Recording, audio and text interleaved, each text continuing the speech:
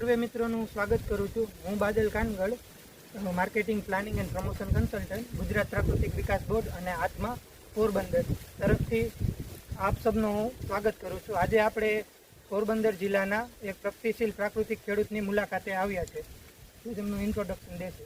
હું લક્ષ્મણ દેવજીભાઈ જાડેજા, ગામ બખરલા, તાલુકો જિલ્લો પોરબંદર. રામબાણ પ્રાકૃતિક ખેતી પાક. આપણે લક્ષ્મણભાઈ, આપણે ક્યારથી તમે પ્રાકૃતિક કૃષિની શરૂઆત કરેલી છે? ઝેરમુક્ત ખેતી, કોઈ પણ જાતના રાસાયણિક દવા ખાતરનો વપરાશ મેં 10 વર્ષ પહેલાંથી બંધ કરી દીધો હતો અને છેલ્લા 6-7 વર્ષથી પાલેકરજીને પ્રાકૃતિક ખેતીની તાલીમ લીધી, ત્યારથી પ્રાકૃતિક ખેતી ચાલુ કીધી. એમાં જીવામૃત, ઘનજીવામૃત અને બાકીના જે કંઈ આયામો છે એ આયામોને શક્ય એટલા ફોલો કરી અને ઝેરમુક્ત ખેતી કરીએ. કોઈ જાતના રાસાયણિક, ઓર્ગેનિક, બજારના દવા કે ડબલા કંઈ વાપરતા નથી. અને આ તમારી નજર તમે ફિલ્ડમાં પણ બધું જોયું બરોબર. બધી જગ્યાએ જે કંઈ મિશ્ર પાક પદ્ધતિ શક્ય એટલી મિશ્ર પાક પદ્ધતિ પણ કરીએ, મોટી જમીન હોય અને નકલા એટલી મગફળી પણ વાવેતર કરીએ, પણ જનરલી અમને રિઝલ્ટ સારા મળ્યા અને મારા છેટા પાડોશીઓને જે કંઈ ઉત્પાદન મળે એ પ્રમાણે ઉત્પાદન મને મળે છે. પણ એના માટે મહેનત છે, મહેનત પૂરતી કરતા હોય તો રિઝલ્ટ મળે. એકલા જીવામૃતથી કંઈ ન થાય, એકલા ઘનજીવામૃતથી કંઈ ન થાય. તમને ક્યાં પાકો વાવો છો? અમે મગફળી હોય અત્યારે, પછી ઘઉં હોય, બાજરી હોય, જુવાર હોય, અનાજ કઠોળ, આપણે કઠોળમાં બધા ચણા છે, તોરી છે, મગ, અડદ છે. આ વર્ષે અમે મગ અને અડદ બંનેનું વાવેતર, અત્યારે મગ અડદનું વાવેતર પણ છે આપણી એક ફાર્મ ઉપર, અને આપણે ઉનાળુ પિયતમાં મગ અને તલનું પણ વાવેતર કરશું. એરંડાનું વાવેતર કરીએ, એ સિવાય ઘઉંનું વાવેતર હોય, ઘઉંનું મોટું વાવેતર હોય, મગફળીનું વાવેતર મોટું હોય. બાકીની બધી અમારે ગ્રાહકોની જે રિક્વાયરમેન્ટ હોય ને અમને અંદાજ જે હોય એ પ્રમાણેના વાવેતર કરીએ.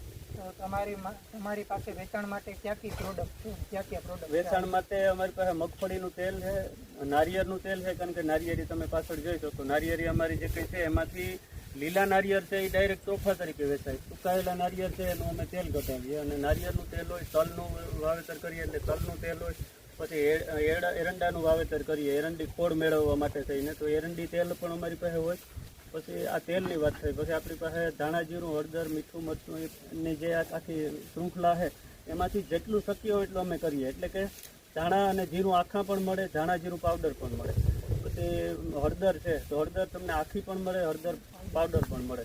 એવી રીતે અનાજ કઠોળમાં ઘઉં હોય, જુવાર હોય, ઘઉંનો લોટ પણ મળે તો જુવારનો લોટ પણ મળે. બાજરો હોય તો બાજરીનો લોટ પણ મળે, બાજરો પણ મળે.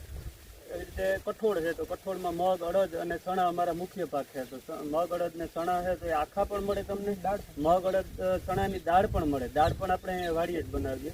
એમાં ગ્રાહકની રિક્વાયરમેન્ટ હોય તો 30 રૂપિયા અમે વધારે લઈએ. હાથ ઘંટીથી જોઈએ તો હાથ ઘંટીથી આપીએ. મશીન દ્વારા બનાવેલી જોઈએ તો 30 રૂપિયા સસ્તી પડે, મશીનથી આપીએ.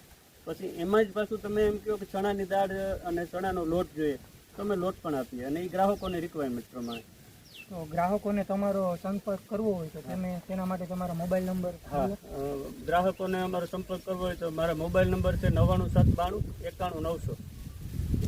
તમે આપણા માની લો કે નવા પ્રાકૃતિક કૃષિ કરતા ખેડૂત મિત્રોને તમારો શું અભિપ્રાય છે? જો પ્રાકૃતિક ખેતી એવી છે કે આપણે વર્ષોથી એકને એક ખેતી પદ્ધતિ, એટલે કે બાપ દાદાની જે પરંપરાગત ખેતી પદ્ધતિ પકડીને ચાલ્યા આવીએ, એટલે તુરંત એમાંથી નીકળવામાં બધાને ડર લાગે. પણ એવું કંઈ ડર જેવું છે નહીં. પણ શરૂઆતના 3 વર્ષ સુધી મહેનત કરવાની તૈયારી હોય, પૂરતું જીવામૃત, પૂરતું ઘનજીવામૃત અને બાકીના જે આયામો હોય એને ફોલો કરો અને પ્રોપર જમીન કુદરતી થઈ જાય પછી કંઈ વાંધો નથી આવતો. આપણે પૂરતું વળતર મળે છે. અને આ કોઈ એવું ઊંડાણપૂર્વક કે ન સમજાય એવી વસ્તુ નથી આ પ્રાકૃતિક ખેતી. જંગલમાં કોઈ જાતના પાણી, ખાતર કે દવા આપવા નથી જતા, છતાંય જંગલ હરિયા ભર્યા છે. એવી રીતે ખેતર પણ થઈ શકે, પણ થોડુંક ટાઈમ માગે અને એ ટાઈમમાં મહેનત કરવી પડે. પહેલાં ઝેરમુક્ત ખેતીનું એવું હતું કે ભાઈ આપણી પાસે કોઈ બીજા ઓપ્શનો હતા નહીં. હવે અત્યારે આપણી પાસે પ્રાકૃતિક ખેતી પદ્ધતિનું ઓપ્શન છે કે એમાં ખાતર નથી વાવવું તો એના બદલામાં હું વાવવું, લિક્વિડ નથી તો એના બદલામાં હું વાવવું, પૂરક બધી વસ્તુ કેવી રીતે લેવી, એ બધી વસ્તુ આપણી પાસે છે. તો એનો બધાનો ઉપયોગ કરીએ તો સરસ મજાની ખેતી પણ થાય છે અને પાક પણ થાય છે અને ઉત્પાદન પણ મળે છે. અને મૂલ્યવર્ધન કરીએ તો જ આપણે બે પાંદડે થાય. મૂલ્યવર્ધન વગર કોઈ શક્ય નથી. પ્રાકૃતિક ખેતી કરીને પણ જો તમે મૂલ્યવર્ધન નથી કરતા તો બહુ મોટા ફેરને એમાં પડવાના નથી.